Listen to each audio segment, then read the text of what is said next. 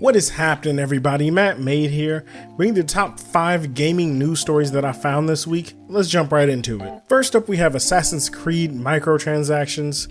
Assassin's Creed Odyssey just came out, and it seems like some people have real issues with the microtransactions. So what's happening is, as people are going through the game, they're leveling up. You can level up pretty normally up to a certain point, and then it starts feeling pretty grindy. And that's where the microtransactions come in at. You can pay real money to get EXP boosts or experience boosts, so you can level up faster and you can go through the game faster. Now you can't get this currency by playing Ubisoft games, and if you play Ubisoft games every single time they come out and you have like a Uplay account, you can rack up this currency as you play those games and use that currency.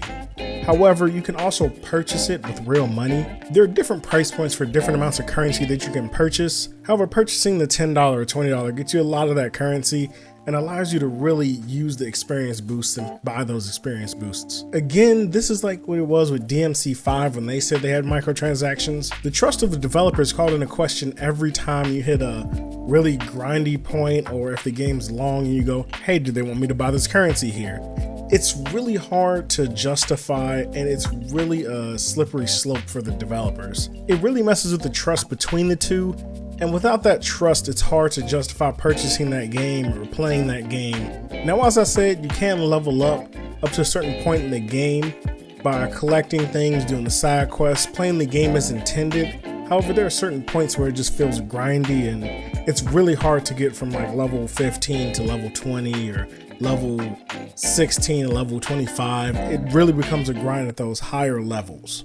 Next up, we have gaming, but kinda not gaming news. Capcom is making a live action Megaman movie. Why? I have no idea. I'm concerned and I'm very confused about this. Currently, there's no release date. We don't know when it's coming out. We don't know what's happening. We don't even know what the plot's gonna be. So it's in the very initial stages of development. However, the fact that both a Sonic movie's coming out and Capcom's also making a Monster Hunter movie, I'm really concerned about gaming right now. Like, they want to reach a broader audience and more of the normal consumer base or non-gamer consumer base and try to get them into gaming, but at what cost? I'll be keeping an eye on this, and I'm probably gonna go see it when it comes out, if not to see how much of a train wreck it is, to see who is even playing in it, because I'm really concerned, but I'm also interested. What do you guys think? Next up, we have some really interesting news. Google is starting a streaming service. Now, this isn't gonna be for like streaming movies or TV shows or specials. This is gonna be streaming gaming. Currently, it's invite only, and you need to live inside the US and have at minimum 25 megabits a second. So it's really high speed. It's not for everyone, and even if you sign up for the program, there's no guarantee that you'll actually get in. Now, currently they're testing with Assassin's Creed Odyssey, which is pretty ironic because Assassin's Creed Odyssey has all these microtransactions and stuff, but they're starting with a AAA title, and Assassin's Creed games have to be like that. You got to be on it. You have to be fast. So I'm interested to see if they can get the latency and the delay way down almost to zero, because as we all know with local play, you have no latency when you're just staring at it and your console's right there. I'm also curious to see if they do more than just AAA titles, like say they have RTSs or MMOs or things like that. So something that may just be out the range of a standard consumer grade PC, but games that aren't too heavy and don't require like Twitch reaction, so like an FPS or a fighting game or something like that. I'm really curious about this service. I myself have signed up for it. I don't know if I'm gonna get in, but if I get in, I'll definitely update you all. I'll see how the service is, and if I can stream it or do a video on it, I'll definitely show some gameplay of it. If you meet the criteria and you're curious about it, I'll even throw a link in the description to sign up for it.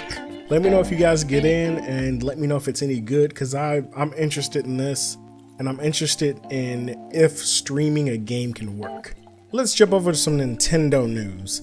Chasm is coming to Switch. Chasm was an action-adventure platformer that was kickstarted, and it was released for PC, PS4, and the Vita. Wait, that still gives games, oh my god. I can't believe the Vita still gets games. Okay, not knocking the Vita, but we don't see much about the Vita anymore. It was originally released in July, and the Switch port is actually going to be releasing this October 11th. So it's really soon. The port was pretty much done as soon as they, announced it. Like, hey, we're bringing this to Switch. Here you go. It's coming out in 2 weeks or a week. That's really interesting. It has procedurally generated levels, so it adds some variety, adds some complexity, and adds a lot of replay value. I know a few people take gripes with it's called a Metroidvania, but I don't really consider it that. It's not really a Metroidvania, but it is very interesting. I'll probably be picking this up on Switch myself, but I just can't get over the fact that Vita still gets games. It's like,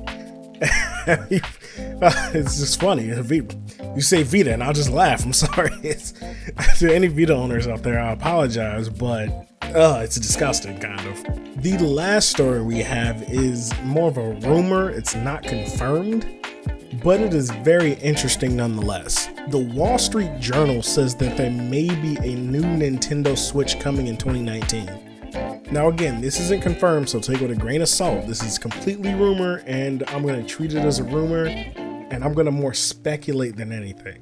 It's going to be an upgrade from the base Switch, the original Switch, so they can't be super innovative with it. They can't just go off the cuff and be like, hey, here's a new LED screen, and here's more space, and here's more power, because that would really alienate their fan base, and those like me who jumped on board immediately and early.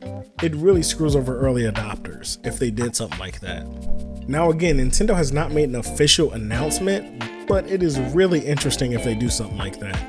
It's been 2 years, I think. This is the second year of the Switch, and as we've seen, it does lack power. It gets scratches on it. Some people have noticed it bending, and there was a whole thing about the Switch bending from the heat. So it'll be pretty interesting to see what they upgrade, if they're upgrading it, and if it's going to be a big enough upgrade to not only upset people, but maybe warrant people buying a new Switch altogether just from those upgrades. Now, some of the interesting and more out there upgrades I'd like to see was like a higher resolution LED screen or an LCD screen that's brighter, that's more energy efficient, and just overall better than the current screen in the handheld mode. Would be crazy if they went for like an OLED display, which is like out of this world. If they did that, that price point is going to be insane. But at least an LED screen or something like that. Currently it's an LCD screen. It's like 720p. It's a good screen by itself. It's the highest res screen Nintendo's ever done, but it leaves room for improvement.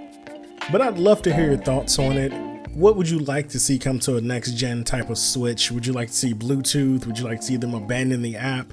What are your thoughts on it? And that'll bring us to the end of today's show. Let me know your thoughts about one or all of the stories in the comment section down below. I'd love to hear them. I love to chat back and forth and gossip about this type of stuff. I love gaming and I love this type of thing.